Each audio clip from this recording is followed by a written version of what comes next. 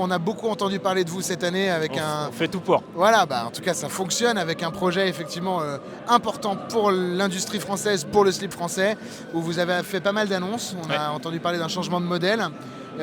Pourquoi est-ce qu'il fallait toucher à ce modèle qui avait si bien fonctionné pour les premières années? En fait, le modèle, il avait fonctionné en notoriété et commercialement. On est monté jusqu'à plus de 20 millions d'euros de chiffre d'affaires. On est la plus grande entreprise à fabriquer 100% en France dans le textile. Mais on n'arrivait pas à rentabiliser le modèle. Donc c'est super de grandir et d'être une start-up. Au bout d'un moment, il faut faire des boîtes rentables. Après le Covid, on a perdu 2 fois 10% de chiffre d'affaires. On a l'opéra à côté. Hein. Nous sommes à Big, tout peut arriver. Tout peut arriver. Donc 2022-2023, on a perdu 2 fois 10% de chiffre d'affaires. Pendant le Covid, tout le monde s'est dit c'est le monde d'après, tout le monde va acheter local, tout le monde achètera que sur Internet et tout le monde a pensé que ça allait être la révolution. Malheureusement, au déconfinement, on est vite retourné à nos anciennes habitudes, plus les Chines, les Temu, environnement très compliqué. Donc on a perdu 2 fois 10% de chiffre d'affaires. Et je suis arrivé à la conclusion qu'en fait, vendre des sous-vêtements à 40 €, au bout de 14 ans, on n'est plus la marque cadeau du moment, bien sûr. Les gens achètent pour Noël et la fête des pères, c'est super. Mais nous, on a un métier d'industrie. Il faut qu'on ait des volumes pour rentabiliser l'industrie et être capable de faire une entreprise pérenne. Et donc, on s'est dit, il faut qu'on passe d'un modèle de marque cadeau à un modèle de marque d'équipement. Et équiper tous les Français. Et donc, arrêter de vendre nos produits à 40 €, mais être capable de les vendre 2 fois moins cher. On a donc lancé la révolution. Et on est hyper content parce qu'on a réussi industriellement à diviser le prix par 2. Vendre les produits entre 15 et 20 € et passer d'abord le premier cap des 400 000 et cette année on va faire 1,3 million de pièces. Donc on a 1,3 million de pièces. On a retrouvé le chemin de la croissance, on a retrouvé 10% de croissance en 24, en 25. Il y a une blague qui arrive sur le 1,3 million de pièces, j'ai l'impression. Non, pas du tout. Ouais. Non, mais on va arriver justement sur les résultats de cette opération. D'abord, une question, thème de cette année, c'est vérité.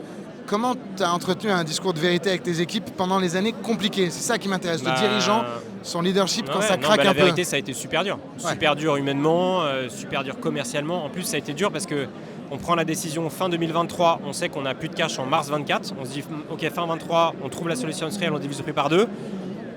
On prend des décisions extrêmement brutales, mais on n'a aucun élément factuel pour se rassurer. Tu fais que continuer à faire de la décroissance.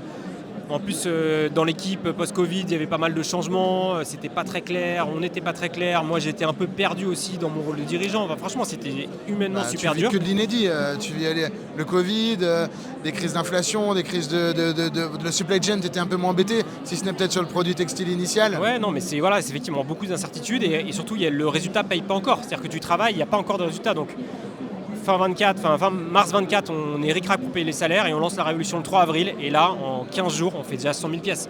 Et là, on se dit, ok, on a transformé le modèle. Et après, on a travaillé parce que ça a tout transformé en production, en logistique. Pas les mêmes process, il fallait tout resizer. Tout resizer. Et même en logistique, ça paraît simple, mais gérer des packs de 7, des packs de 12, on n'avait pas les produits. On a eu des clients qui ont attendu pendant longtemps. Donc, on a vraiment mis 12 mois à transformer vraiment l'entreprise à tout point de vue, commercialement, marketing, CRM, logistique, production évidemment. Et bien la vérité, ça fait plaisir de savoir que vous retrouvez les chemins de la croissance, donc 1,3 million de pièces. Là, cette année 2025, on va faire 21-22 millions d'euros de chiffre d'affaires. On va faire, j'espère, entre 1,5 million et 2 millions d'euros d'EBITDA et entre 500 et 1 million d'euros de résultats net positifs. Donc, la vie d'un entrepreneur, la vérité, si on y arrive, ça fait plaisir.